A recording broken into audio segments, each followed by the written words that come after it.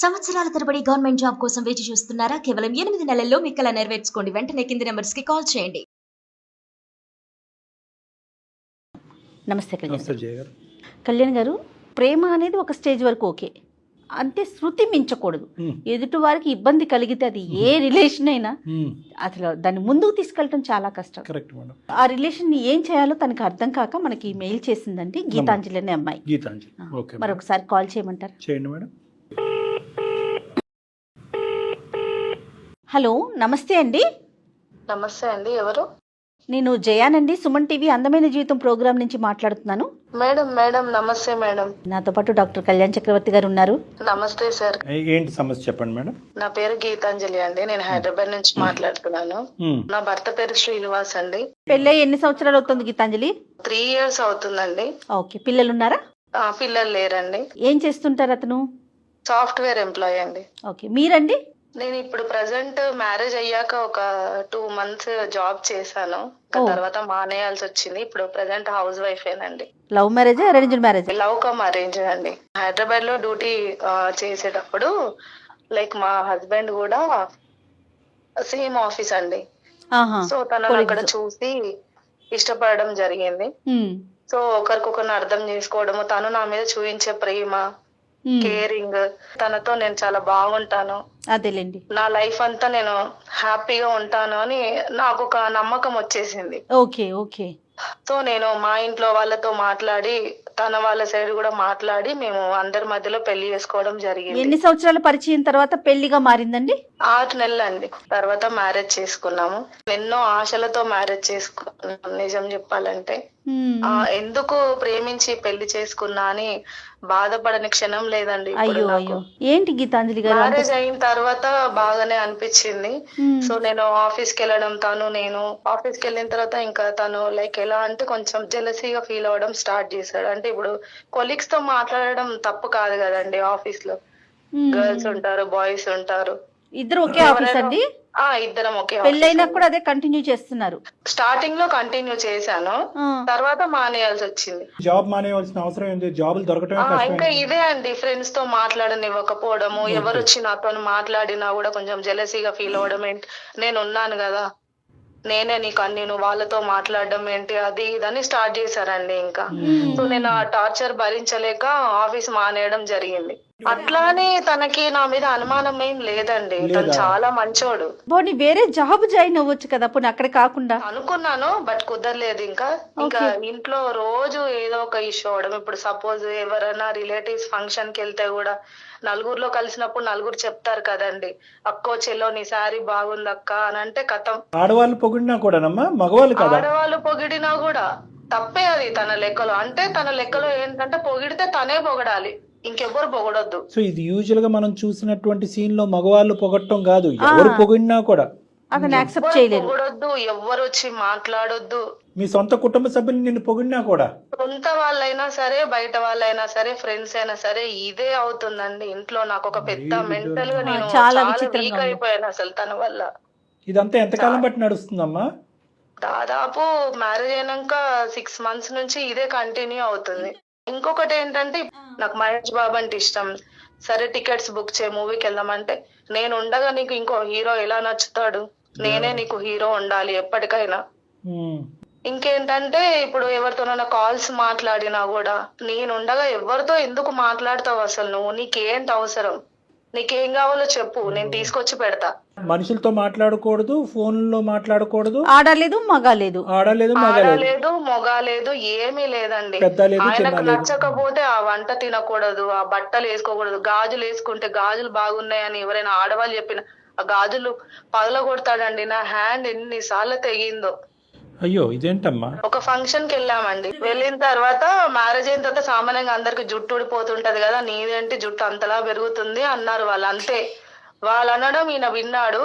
ఇంటికి వచ్చిన తర్వాత నాతో ఒకటే లొల్లి పెట్టేసుకున్నా సార్, రచ్చ చేసి రాత్రి పడుకుంటే తెల్లారి కల్లా నా జుట్టు కట్ చేశారు సార్. అసలు సార్ ఇలా చెప్పుకుంటూ పోతే చాలా ఉన్నాయి సార్. మ్యారేజ్ అయిన కొత్తలో వాళ్ళ ఫ్రెండ్స్ ని ఇంటికి తీసుకొచ్చాడు, ఒక లిస్ట్ ఇచ్చాడు సార్. ఆ మెనూ అంతా ప్రిపేర్ చేసా, తను ఇచ్చిందే ప్రిపేర్ చేసి పెట్టా. వాళ్ళు అన్నారు, అబ్బా మీ వైఫ్ ఎంత బాగా వంట చేసింది, చాలా చక్కగా చేసింది అని అన్నారు. అంతే, ఎందుకు వంట అలా చేసావు, నీకేం అవసరం, నువ్వు వండితే నాకే మంచి వండి పెట్టాలి, మరి వాళ్ళకి వస్తే ఖరాబ్ చేయాలి అంటాడు. కాదమ్మా, మీరు చెప్పొచ్చు కదా, నువ్వే కదా నాయన మెనూ ఇచ్చావు, దాని ప్రకారమే వండాను అని. మాట్లాడే ఛాన్స్ కూడా ఇవ్వడు మేడం, అట్లీస్ట్ ఒక్కసారి కూడా వినడు, అర్థం చేసుకోడు. అప్పుడు మీకు తెలియలేదా గీతాంజలి? అప్పుడు బాగున్నాడు మేడం, మరి ఇంతలా అయితే లేడు. ఇంకొకటి కూడా ఏంటంటే మేబీ ప్రేమలో ఉన్నా కాబట్టి నాకు అట్లా అనిపించిందేమో, కేరింగ్ గా. సో ఇది ప్రత్యేకంగా పెద్ద చిన్న ఆడ మగ అంటూ ఏమీ లేదు పిల్ల పెద్ద ఏమీ లేదు. అది కాదు నా సమస్య. ఆయనకి ఏంటంటే నేను ఏం చేసినా ఆయనకి సమస్యనే. మొత్తం అంటే నీ ప్రపంచం అంతా అతని చుట్టూరునే. అతని చుట్టే ఉండాలి. పొగిడితే ఆయనే పొగడాలి, తిడితే ఆయనే తిట్టాలి, మెచ్చుకుంటే ఆయనే మెచ్చుకోవాలి. ఇంకా అదృష్టం మీకు పిల్లలు లేరు, లేదంటే ఇంకెంత ఘోరంగా ఉండేదో. వాళ్ళ నోట్లో గోరుముద్దలు తినిపిస్తున్నావు ఏంటి, నాకు తినిపించకుండా, వాళ్ళని జో కొడుతున్నావు ఏంటి, నన్ను కొట్టకుండా అనేవాడేమో. ఇలా ఎందుకు చేస్తున్నాడో నాకు అర్థం కావట్లేదు. చాలా అంటే చాలా ఇబ్బందిగా కాదు అనిపిస్తుంది. గీతాంజలి, చెప్పుకోలేకపోతున్నా మీకు అన్ని. ఇవి కాకుండా ఇంకా మిగతా ఇంట్లో చూసుకోవటం కానీ మంచి చెడు ఇవన్నీ బానే ఉంటారు ఆయన? అవి చాలా మంచి ఎక్కువ చెడు అన్ని బాగానే ఉంటాయండి. ఇది తినాలనిపిస్తుంది అంటే కూడా బయటికి వెళ్ళి తీసుకెళ్తారు, తినిపిస్తారు. ఇప్పుడు నాకు ఒక డ్రెస్ కావాలి అని నేను అడుగుతాను, షాప్ కి వెళ్తానా, నాకు ఇది కాకుండా ఇది నచ్చింది అని చెప్తాను, కొనిస్తాడు. కానీ ఆ డ్రెస్ నేను ఎక్కడికి వేసుకోవద్దు, తన ముందే వేసుకోవాలి. ప్రేమ అనేటటువంటి దానికి కూడా ఒక నిర్వచనం ఉంటుంది. ప్రేమ is not equal to suffocation, ప్రేమ is not equal to sadism.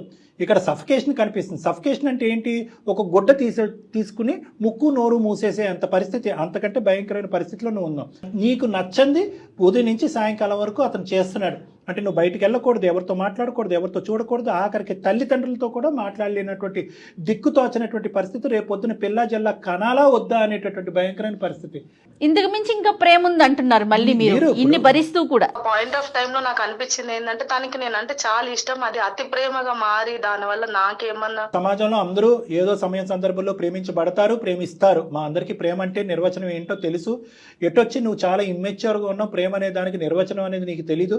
మీ అమ్మ నాన్న నిన్ను చిన్నప్పటి నుంచి ఎలా అయితే పెంచి పెద్ద చేశారో దాన్ని ప్రేమ అంటారు. ప్రేమ అంటే స్వేచ్ఛ. ప్రేమ అంటే కనుక జైలు కాదు. భార్య అంటే భార్యనేనా, బానిసలా బతుకుతున్నాను సార్ నేనైతే. రెండు మీరే చెప్తున్నారు. అది మాకు అందరికీ అర్థమైంది. అంటే నువ్వు ఆ డైలమా కన్ఫ్యూజన్ లో ఉన్నావు కాబట్టి మా వరకు వచ్చారు. మరి ఇది మీ అమ్మ నాన్నలతో చెప్పుకున్నవి నరకం లేదండి, అసలు ఇవి చెప్పుకునేలాగా కూడా అనిపించట్లేదు డాక్టర్ గారు. ఎందుకంటే పెద్ద పెద్ద సమస్య ఇప్పుడు నోరెత్తి చెప్పుకోగలను. ఇప్పుడు అతి పెద్ద సమస్య అంటారా? తను కన్ఫ్యూజన్ స్టేటస్ లో ఉంది. ఇది సమస్య కాదా, అతని ప్రేమ లేకపోతే పొసెసివ్నెస్ అంతేనా గీతాంజలి? దానికి కూడా ఒక రీజన్ ఉంది మేడం. నాకేం తక్కువ చేయకుండా చూసుకుంటున్నాడు కదా. ఏం తక్కువ అమ్మా, ఇష్టం ఉందో అంతే ఉంది కదా. విస్తర్లో అన్నం అంతా వడ్డించి ఆఖర్లో తూ అంటున్నాడు ఏంటి? తనకి చెప్పి చెప్పి చెప్పి చెప్పి ఇంకా నాకు నా వల్ల అవ్వలేదు. ఇంకా చెప్పి చెప్పి చెప్పి కాదు మేడం, మెయిల్ చేయాల్సి వచ్చింది. అది కరెక్టే. మాకు మెయిల్ చేసినందుకు చాలా సంతోషం. ఈ మెయిల్ ఇంతకు ముందు వచ్చున్నా కూడా చాలా బాగుండేది. నేను అనేది ఒకటేనమ్మా, ఇక్కడ మీరు వ్యవహరించేటటువంటి శైలిని కూడా ఒకసారి ప్రశ్నించుకోండి. కర్ర ఎరగకూడదు, పాము చావకూడదు అంటే ఇక్కడ అవ్వదు.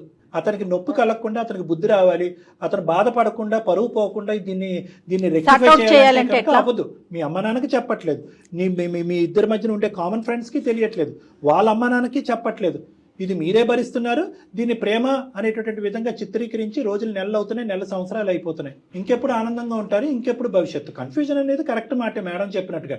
ఎంతకాలం కన్ఫ్యూజన్? ఇప్పుడు మీరిద్దరే రేపు రోజున మూడో వ్యక్తి మధ్యలోకి వస్తే నాకు పెట్టు ముద్దు అంటాడు అన్నం, నన్ను ముందు జోకొట్టు అంటాడు, నన్ను మంచం మీదకు ముందు తీసుకెళ్ళి అంటాడు. ఇలా ఒకసారి ఇలాగే టీ తాక్కుంటూ మాట్లాడాను సార్. ఒకసారి హాస్పిటల్కి వెళ్దామా, చెక్ చేయించుకుందాము, చూపిస్తాను నేను అని అన్నాను సార్. అంటే ఇంకా అంతే. ఆ రోజు పెద్ద గొడవ పెట్టేసుకొని నన్ను కొట్టి నాకేమైందని, నేను పిచ్చోడినా, నువ్వు హాస్పిటల్కి ఎందుకు తీసుకెళ్తా అంటున్నావు అని పెద్ద గొడవ పెట్టుకున్నాడు సార్ నాతో. నీ ప్రేమ లేదు, దోమ లేదు, నీకు ఒక దండంరా, నువ్వు మారేంత వరకు, హాస్పిటల్కి వెళ్ళేంత వరకు, ట్రీట్మెంట్ తీసుకునేంత వరకు నీ ముక్కు మొహం నేను చూడను అని చెప్పి ఒక సంవత్సరంన్నర క్రితం వచ్చేస్తుంటే భరించేదే భార్య కదా అనేటటువంటి దానికి నిర్వచనం మారిపోయి ఉండేది. బాధేదే తన్నేదే భార్య కదా అని అప్పుడు అర్థమయ్యేది. ఇప్పుడు ఏం చేద్దామంటారు గీతాంజలి? ఒకసారి మా హస్బెండ్ తో మాట్లాడండి మేడం ప్లీజ్, నాకు ఒక సొల్యూషన్ ఏదైనా చూపించరా. నీ బాధ అనేటటువంటిది చాలా భయంకరంగా ఉంది, అట్ ద సేమ్ టైం చాలా విచిత్రంగా కూడా ఉంది. కాబట్టి ఇంతకాలం మటుకు భరించాను, ఇంకా నాకు అంత ఓపిక లేదు, ఏదో తేల్చుకోవాలి, నేను ఇంకో ఈ విధమైనటువంటి పరిస్థితిని బయటకు కూడా ఎక్కువ వెళ్ళి చెప్పుకోలేకపోతున్నాను అని చెప్పి, సరే ఏం చేస్తామని ఏదో అంటాడు కదా. ఇలా ఒక కౌన్సిలర్స్ డాక్టర్ ఉన్నారు, అతనితో మాట్లాడాను, ఒకసారి మీతో కూడా మాట్లాడాలనుకుంటున్నారని చెప్పు.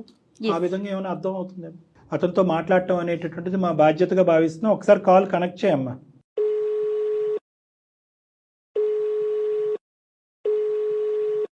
హలో ఏమండి ఆ ఏం చేస్తున్నారండి? ఆఫీస్ లో ఉన్నాను గీతాంజలి. ఏంటి ఈ సమయంలో కాల్ చేసావు? లంచ్ చేశారా? చేశాను రా. నువ్వు చేసావా? ఎప్పటి నుంచో ఒక విషయం మాట్లాడాలనుకుంటున్నానండి. ఏంటి? నేను చాలా బాధ పెట్టేస్తున్నానండి కొన్ని విషయాల్లో. నేను అది భరించలేక కుమిలిపోతున్నానండి. నేను ఆల్రెడీ 2-3 టైమ్స్ మీకు చెప్పాను, బట్ మీలో ఎలాంటి మార్పు లేదు. నాకు ఒక డాక్టర్ ని కన్సల్ట్ అవ్వాల్సి వచ్చింది. సో ఒకసారి తనతో మాట్లాడతారా, డాక్టర్ సార్ తోని? జోక్ చేస్తున్నావా? నీకు జోక్ ఏంటండి, ఇది నా లైఫ్ అండి. మీకు జోక్ అనిపిస్తుందా అండి? ప్రతిదీ మీరు అలాగే తీసుకుంటారేంటి లైట్ గా? ప్రాంక్ చేస్తున్నావా? మీతో ప్రాంక్ ఎందుకు చేస్తానండి నేను? ఎక్కడున్నావు? నేను ఇంట్లోనే ఉన్నానండి. ఒకసారి కాల్ మాట్లాడండి. శ్రీనివాస్ గారు నమస్తే అండి. నా పేరు డాక్టర్ కళ్యాణ్ చక్రవర్తి అండి. మన సుమన్ టీవీ అందమైన జీవితం నుంచి మాట్లాడుతున్నాము. మాట్లాడచ్చా ఒక 2 నిమిషాలు మీతో? నాకేం అర్థం కావట్లేదు. గీతాంజలి గారు మాకు ఈమెయిల్ పంపించారు. వచ్చినటువంటి చాలా హండ్రెడ్స్ ఆఫ్ ఈమెయిల్స్లో ఆవిడ ఈమెయిల్ ఎందుకు సెలెక్ట్ చేసుకున్నాం అంటే కనుక ఆవిడ బాధ వర్ణనాతీతం. ఎందుకంటే కనుక ఆవిడ ఎన్నో సందర్భాల్లో మీకు చెప్పుకుంది, నేను స్వేచ్ఛగా ఉండలేకపోతున్నాను, మీరు చెప్పేటటువంటి మాటల ప్రకారం కానీ, మీరు గీసినటువంటి గిరిలో కానీ, మీరు చెప్పినటువంటి అడుగుజాడల్లో నేను నడలేకపోతున్నాను, ఉక్కిరి బిక్కిరి అయిపోతున్నాను. చాలా సందర్భాల్లో, ఇది మొదటిసారి కాదు, ఇప్పుడు ఫోన్ కాల్ చాలా సందర్భాల్లో ఆవిడ చెప్పారంట. కానీ అది మీకు అర్థం కావట్లేదంట. అసలు ఏం జరుగుతుంది మీ ఇద్దరి మధ్యన అనేటటువంటిది మీరు ఏం చెప్తారనేది మేము వెయిట్ చేస్తున్నాం. సార్, మా భార్య భర్తల మధ్య 3వ వ్యక్తి వస్తే నాకు నచ్చదు సార్. ఇప్పుడు మీరు ఎందుకు వచ్చారో నాకు అర్థం కావట్లేదు. అది కరెక్టే డాక్టర్ గారు, ప్రతిదానికి ఇంతే 3వ వ్యక్తి రావద్దు అంటారు. నా భార్య నేను అంతే. మేము మాత్రం సుఖంగా ఉండాలని అనుకుంటున్నాం. శ్రీనివాస్ గారు నమస్తే అండి, నేను జయానండి. మీరు సుఖంగా ఉన్నాము అనుకుంటున్నారు, మీరు అనుకుంటున్నారండి, తను అనుకోవట్లేదు. ఈ విషయాన్ని అర్థం చేసుకోండి కొంచెం. నా పిల్లాన్ని ఎలా చూసుకోవాలో నాకు బాగా తెలుసు. తన అవసరాలు ఏంటో, తను ఏం కావాలో, తన అభిరుచులేంటో, తన రుచులేంటో అన్ని నాకు బాగా తెలుసు మేడం. మీ జీవితంలో మీకు నచ్చినటువంటి అంకె 3 అన్నది మాకు తెలుసు. అర్థమవుతుంది. మీరు చెప్పే దాన్ని బట్టి నెక్స్ట్ నా లైఫ్ లో ఎటువంటి స్టెప్ తీసుకోబోతున్నాను అనేది నేను ఆలోచిస్తాను అనేటటువంటి లెవెల్లో మీ వైఫ్ మాకు కంప్లైంట్ ఇచ్చింది. కంప్లైంట్ ఇచ్చే అంత ఘోరము నేరము నేనేం చేయలేదండి. మీ మనసు మీద చేసుకొని చెప్పండి మీరేం చేయలేదని. మాకు సమాధానం చెప్పక్కర్లేదు, ఆవిడ చెప్పండి. అసలు ఏ ఒక్క రోజైనా అసలు నా భార్య ఎలా ఉంది, తన మానసిక పరిస్థితి ఏంటి, నేను ఎంత అలా హర్ట్ చేస్తున్నా, తనతో కొంచెం ప్రేమగా మాట్లాడాలి, దగ్గరికి తీసుకోవాలని ఏ కోసాన ఉందా అండి మీకు? నేను ఎంత ప్రేమగా నేను చూసుకుంటున్నాను. మీతో అడ్జస్ట్ అవ్వలేకపోతున్నానండి. అసలు మీకు నా బాధ అర్థం కావట్లేదు. నాకు ఎవరున్నారు చెప్పు? నువ్వు తప్ప నాకు ఎవరున్నారు చెప్పు? అక్క ఏమో అక్కడ దూరం ఉంటది. నువ్వు తప్ప నాకు ఎవరున్నారు? నాకు అమ్మ ఉందా, నాన్న ఉన్నారా, ఇంకెవరైనా ఉన్నారా? నా సర్వస్వం, నా మనకే కాదండి, మన ఫ్యామిలీస్ కూడా ఉన్నాయి, మీరు అది గుర్తించట్లేదు. నా ప్రపంచమే నువ్వు బుజ్జి, నాకు నువ్వే కావాలి. విస్తర్లో శుభ్రంగా ఒట్టించి ఆఖరిని తూ అంటున్నారు.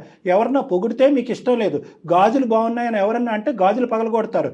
మీ దాంట్లో ఇది ప్రేమ అంటారేమో కానీ మా భాషలో ఇది శాడిజం అంటారు. ఈ సొసైటీలో నేను మొత్తం చూస్తున్నాను. ఇప్పుడు ఒక వ్యక్తి పొగడాడు అంటే దాని వెనుక ఉన్న అర్థమే వేరు. మీకు అది అర్థం కావడం లేదేమో. అంటే మీ జీవితంలో మిమ్మల్ని పొగిడిన వాళ్ళు ఎవరు లేరా? ఆడవాళ్ళు కూడా కనీసం చీర బాగుందన్నా కూడా మీకు నచ్చదు కదండి. అందులో ఏముంటుందండి? ఎవరో నీ ఫ్రెండ్ ఉషా గురించి నాకు అన్ని తెలుసు. మీ ఆవిడ మొన్నే రిలీజ్ అయినటువంటి మహేష్ బాబు సినిమాకి వెళ్తే ఏంటండి ప్రాబ్లం? తనకు దేవుడైనా, హీరో అయినా, భర్త అయినా అన్ని నేనే. ఈ ప్రపంచమైనా అన్ని నేనే. ఆమె ఎంతసేపు నా చుట్టే తిరగాలి కానీ వేరే వాళ్ళ వైపు చూడకూడదు. ముదిరిన పిచ్చి అనే దానికి క్వాలిఫై అయిపోయారు మీరు. పొగట్టం తప్పు అంటే కనుక మీరు పొగిడించుకుంటే తప్పు లేదా అండి? మీ చిన్నప్పటి నుంచి మీ టీచర్ పొగుడుంటారు, మంచి మార్కులు వస్తే మీ తల్లిదండ్రులు పొగుడుంటారు, బాగా ఉద్యోగం చేస్తే మీ బాస్ పొగుడుంటారు. అంటే ఏంటండి, వీళ్ళందరికీ దొంగ చూపు ఉందా? వీళ్ళందరూ దొంగ నాటకాలు ఆడుతున్నారా? మీ తల్లిదండ్రులు, మీ టీచర్స్, మీ బాస్? ఇదే ప్రాబ్లం డాక్టర్ గారు. మరి నన్ను ఇలా ప్రతి చిన్నదానికి పెద్దదానికి నన్ను మానసికంగా అర్థమవుతుందమ్మా. అసలు జుట్టు కట్ చేయటం ఏంటండి? ఆవిడ జుట్టు కట్ చేసే హక్కు మీకు ఎవరిచ్చారు? రక్తాలు వచ్చేటటువంటి విధంగా గాజులు పగలగొట్టేటటువంటి రైట్ మీకు ఎవరిచ్చారు? సార్, నేను ఇంటికి వస్తే చింపురు జుట్టు వేసుకుంటది, పార్టీ ఫంక్షన్స్ కి వెళ్తే పొడు జడ వేసుకుని వస్తుంది. అదేంటండి మీరు అలా అంటారు? ఫంక్షన్ కి వెళ్ళినప్పుడు రెడీ అవ్వకూడదా అండి? ఏమండి మీరు పార్టీకి వెళ్ళినప్పుడు జుట్టు దూకోరా? ఇంట్లో ఏమో నా ముందేమో గాజులు వేసుకోదు, ఏం వేసుకోదు, మొండి చేతులతో వస్తుంది. బయటకు వెళ్తేమో గాజులు ఎన్ని వేసుకొని వస్తుంది. అందరు నీ గాజులు బాగున్నాయి, నువ్వు బల అందంగా ఉన్నావి అంటే అది చూసేది ఏదో నేను చూడాలి, వేరే వాళ్ళు ఎవరు చూడకూడదు. అవన్నీ మిగతా వాళ్ళందరూ ఏం చేయాలండి? కళ్ళకి గంటలు కట్టుకోవాలా? నేను ఆమెని ఎంత పూలల్లో పెట్టుకుని చూసుకుంటున్నానో అది నాకు తెలుసు. నేను అడ్జస్ట్ అవ్వలేకపోతున్నానండి మీతోటి. నన్ను అడగాల్సింది, మనం రోజు మాట్లాడుకునేటప్పుడు, అన్నం తినేటప్పుడు నేను మీకు ఎన్నిసార్లు చెప్పలేదండి నా బాధ మీతో. నువ్వు అడుగుంటే కనుక నేను మారిపోయి ఉండేవాడిని అని అంటున్నారు కదా, ఇప్పుడు చెప్పింది కదా. నాకు ఉంది నా భార్య మాత్రమే సార్. నా భార్య వైపు మూడో వాడు కన్నెత్తి చూశాడంటే నాకు అస్సలు నచ్చదు. ఆ భార్య చాలా మనసుకి బాధపడి మీ నుంచి దూరంగా పారిపోతానంటుందండి. నాకు ఆమె కావాలండి, నాకు ఆమె కావాలి. మీతో అడ్జస్ట్ అవ్వలేనండి, మీరు నాకు వద్దండి అసలు. పెళ్లి చేసుకున్నాను ఆమెని, నేను పెళ్లి చేసుకున్నాను. నీతో లాజికల్ గా మాట్లాడటం చాలా కష్టం, ఎందుకంటే కనుక definition of happiness, definition of love, meaning తెలియట్లా. సాక్రిఫైస్, ఇలాంటి వాటి గురించి అసలు మీరు మాట్లాడలేదు. నేను ఇలా డిఫైన్ చేసుకున్నాను, ప్రేమ అంటే ఇదే, మీరు ఏంటి అనేటటువంటిది మాకు పూర్తి స్థాయిలో అర్థమైంది. మీరు గిరిగీసుకున్నటువంటి దాంట్లోనే మీరు నిలబడాలి అని అనుకుంటున్నారు. మీ భార్యకు మాత్రం మీరు ఒక్కలే ప్రపంచం కాదు. ఆ అమ్మాయి స్వేచ్ఛగా అందరిలాగే బతకాలి అని అనుకుంటుంది. మనుషులు బయట తిరిగినంత మాత్రాన, నలుగురితో మాట్లాడినంత మాత్రాన, 4 పనులు చేసుకున్నంత మాత్రాన, వీళ్ళు వేరే వాళ్ళని పొగిడి వాళ్ళు వీళ్ళని పొగిడినంత మాత్రాన క్యారెక్టర్లు బ్యాడ్ అవ్వండి. మీకు దురదృష్టకరమైన పరిస్థితులు ఏమైనా మీ చిన్నతనంలో మీకు ఏర్పడి ఉంటాయి, జరగకుండా సంఘటనలు ఏమన్నా జరుగుంటాయి. కాబట్టి మీ మైండ్ కంప్లీట్గా విషపూరితమైపోయింది. మీరు మానవ జాతినే నమ్మేటటువంటి పరిస్థితిలో లేరు. మీరిద్దరూ కలిపి 3 సంవత్సరాల్లో చేసిన మంచి పని ఏదన్నా ఉంది అంటే పిల్లలు కనకపోవటం. ఎందుకంటే కనుక ఆ పిల్లలు కూడా ఒక అనుమానాస్పదమైనటువంటి, స్వార్థపూరితమైనటువంటి ఈ వాతావరణాన్ని పిల్లలు చూడకపోవటం అనేది మీరు చేసుకున్నటువంటి పూర్వజన్మ. మా మధ్యన మూడో మనిషి ఉండకూడదు అంటే కనుక మీరు పిల్లలు వద్దు అని ముందే ఫిక్స్ అవటం వల్ల ఈ 3-4 సంవత్సరాల్లో మీకు పిల్లలు లేరు అని అనుకుంటున్నాను. ఏమో ఇది కూడా నాకు తెలియదు గీతాంజలి. ఒక 4-5 పాయింట్లు చెప్పాను నా కౌన్సిలింగ్లో. రబ్బర్ బ్యాండ్ అనేటటువంటిది అలా సాగదీసినంత మాత్రం సాగిపోదు, ఎక్కడో చోట తెగుతుంది. ఫోన్ కాల్ కలపక ముందే ఈ అమ్మాయికి ఫస్ట్ మేము బుద్ధి చెప్పాం. అమ్మ, నీకు నచ్చినటువంటి దాని దగ్గర బ్రేక్స్ వేయటంలో ఎటువంటి తప్పు లేదు.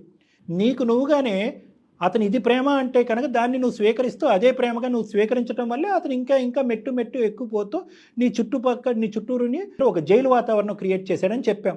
ఏమని అంటుందంటే, నేను ఇంకా భరించలేను, మీలో మార్పు వస్తుందా రాదా, మార్పు రానటువంటి పక్షంలో నా దారి ఏదో నేను చూసుకుంటానని అంటుంది. అంతేనా గీత? నీ మాటగా మేము ఈ మాట అనొచ్చా? అవును సార్, అంతే సార్.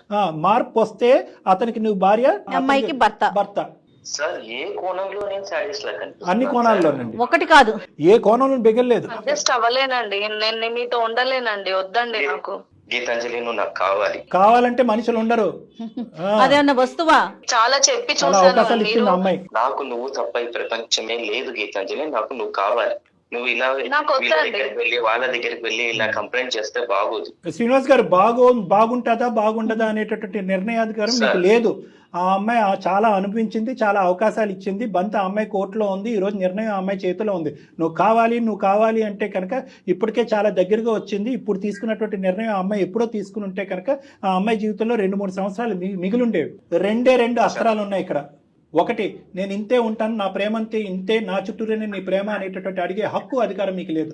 ప్రేమ అంటే కనుక నలుగురికి పాలు పంచిచ్చేటటువంటిది, నలుగురి మధ్యన స్వేచ్ఛగా బతికేటటువంటిది ప్రేమ. అలా లేనటువంటి పక్షంలో మీరు అది ప్రేమ అని డిఫైన్ చేయడానికి వీల్లేదు.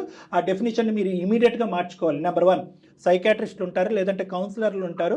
మీ మనస్తత్వంలో ఎటువంటి లోపాలు ఉంటాయి అనేటటువంటిది వివరించడానికి ఉంటారు. అటువంటిది వినేటటువంటి ఓపిక మీకు ఉంటే కనుక దయచేసి నా గడప వరకు రండి, నేను మిమ్మల్ని మార్చి వెనక్కి పంపిస్తాను. లేనటువంటి పక్షంలో నేనే రాజు, నేనే దేవుణ్ణి అనుకునేటటువంటి మీరు అదే అహంకార వాతావరణంలో మీ శ్రేయస్ జీవితం అంతా గడిపేయచ్చు. ఆ అమ్మాయి మాత్రం మీతో ఉండాలని అనుకోవట్లేదు. మార్పు ఉండదా? సరే సార్, మీరు ఏం చెప్తే మేము అది చేస్తాం. పర్ఫెక్ట్. మేము కాదు, మీరు గీతాంజలి వదిలేస్తే మాత్రం నేను ఉండలేదు. Super, very good. రైట్. ఇప్పుడు దారిలోకి వచ్చారు. మీ ప్రేమ కరెక్ట్ అయినటువంటి ప్రేమ, స్వచ్ఛమైనటువంటి ప్రేమ, స్వార్థపూరితమైనటువంటి ప్రేమ, ఏ కోణంలోంచి శాడిజం అంటారు డాక్టర్ గారు అనే ప్రశ్న మీ జీవితంలో మీరు వినకూడదంటే, నా ప్రేమ చూపెట్టాను సార్. అదే కొంతకాలం నేను నిన్ను ప్రేమిస్తున్నాను, నువ్వే నా ప్రేమ అనేటువంటి పదాలు కొంతకాలం వాడకండి. అవి మన ఇద్దరం కూర్చుని అసలు ప్రేమ అంటే ఏంటి అనేటటువంటిది మీ చిన్నతనం నుంచి ఇప్పటి వరకు మనం మాట్లాడుకోవాల్సినటువంటి అవసరం ఉంది. ఎక్కడో మీకు తగిలినటువంటి ఒక గాయం అయితే చిన్నప్పటి నుంచి తగిలింది, ఎక్కడో ఏదో మీరు పోగొట్టుకున్నారు. దానివల్ల విపరీతమైనటువంటి ఇన్సెక్యూరిటీ, అభద్రత అనేటటువంటిది మీరు మానసికంగా క్రియేట్ అయ్యింది. ఇది ఒక మానసిక పరమైనటువంటి పరివర్తన. మీరు పట్టిందే ఉడుం పట్లాగా అమ్మాయిని పట్టేశారు. నాకు వచ్చినటువంటి ప్రేమ ఏం పోతాదో, ఎక్కడ పోతాదో అనే అభద్రత మీలో క్రియేట్ అవటం వల్ల ఆ అమ్మాయిని ఉక్కిరి బిక్కిరి చేసి చచ్చిపోయే విధంగా చేస్తున్నారు మీరు. కాబట్టి కాపాడుకుంటున్నాను సార్. కాపాడుకోవట్లేదండి, అది ఆ అమ్మాయి అనాలి. ఇప్పుడు మీకు అర్థం కానిది ఏంటంటే ఆ అమ్మాయి ఆన్సర్ కూడా మీరు చెప్పేయకూడదు. తను ఒక మనిషి అండి, మీరు అసలు అది ఆలోచించట్లేదు. ఇప్పుడే అడగండి, మా ఎదురుగుంటే ఒకే ఒక మాట అడిగితే కనుక మనం ఫోన్ పెట్టేద్దాం. చెప్పు గీతాంజలి, వాళ్ళు చెప్పేది నిజమా, నేను చెప్పేది నిజమా? చంపేశారండి నన్ను ఆల్రెడీ. మీరు ఇంకెన్నిసార్లు చావడానికి సిద్ధం అవ్వాలి నేను? చాలు, సరే. ఇంకెక్కి మాట్లాడొద్దండి. ఇంకో మారు మాట్లేదు. ఆ అమ్మాయికి మీరు ఇచ్చింది ఇప్పుడు వరకు ఇంకేం మాట్లాడలేదు. రైట్. నువ్వేం నిర్ణయం తీసుకుంటావో నిర్ణయం తీసుకో. Good. మా ఇద్దరం మాత్రం విడిపోకూడదు గీతాంజలి. వెరీ గుడ్ అండి, కలిసి చాలా ఉండాలి. సంతోషం. నువ్వు ఎక్కడ తీసుకెళ్తే నేను అక్కడికి వస్తాను. ఇదే ఇంతకు ముందు ఆ అమ్మాయి ఏడుస్తూ మొరపెట్టుకుంది, బాబు నీకేదో మైండ్లో పాడైంది, పద సైకాట్రిస్ట్ చూపెట్టుకుందాం అంటే నాకు పిచ్చేంటి నీకే పిచ్చే అని అన్నారు. ఇది పిచ్చా గిచ్చా అన్నది తీసి పక్కన పెట్టండి, ఇది జీవితం. సరే సరే. ఓకేనమ్మా గీతాంజలి? డాక్టర్ గారు thank you madam. Right. Thank you so much అండి. ఇమీడియట్ గా మీరు చేయాల్సిన పని ముందు ఒక సైక్రాటిస్ట్ ని కలవటం. అంతే. ఓకే, థ్యాంక్ యూ అండి. Right. Okay, thank you madam. Srinivas గారు, చాలా సంతోషం అండి. సరే మేడం. మా మాట మన్నించినందుకు శ్రీనివాస్ గారు చాలా థ్యాంక్ యూ. ఎందుకంటే స్టార్టింగ్లో నేను ఏమన్నా జారకూడనటువంటి మాటలు అనుకున్నటువంటి మాటలు అంటే కనుక నన్ను క్షమించండి. మీ కాపురం, మీరు ఇంత ఇదిగా ప్రేమించినటువంటి గీత మీకు దూరం అవ్వకూడదు అని చెప్పి నేను కొన్ని కఠినంగా కొన్ని మాటలు అన్నాను. అయితే మా మాటలు మన్నించి మీ ట్రీట్మెంట్కి ముందుకు రావడం అనేది నిజంగా హర్షించేటటువంటి అంశం. ఇది అసలైనటువంటి ప్రేమ. Right right.